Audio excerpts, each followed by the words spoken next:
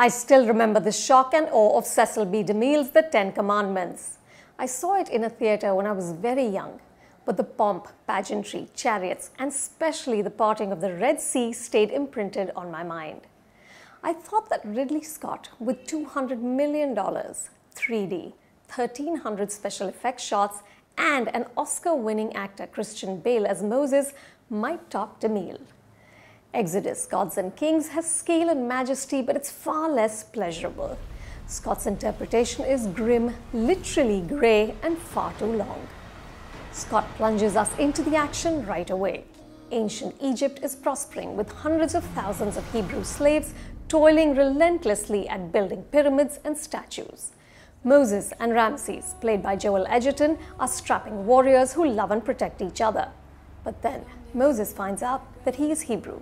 Ramses exiles him and sets off a chain of events that eventually lead to death and destruction.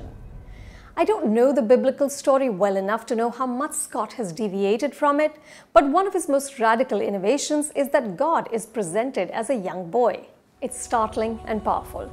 The early portions of the film, the revelation of Moses' identity, his struggle with his newfound origins, and his eventual banishment from the kingdom have dramatic heft. But Scott loses his grip in the second hour once God starts wreaking havoc.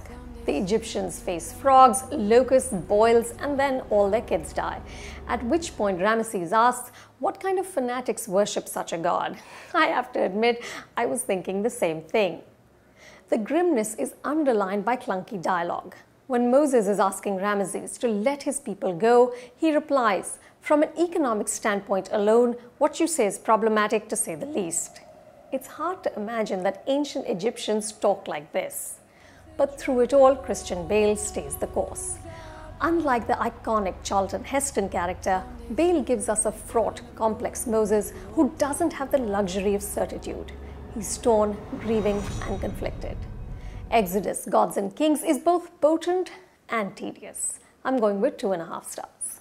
Hi, this is Ranveer Singh. Subscribe to the Film Companion and get your film fix.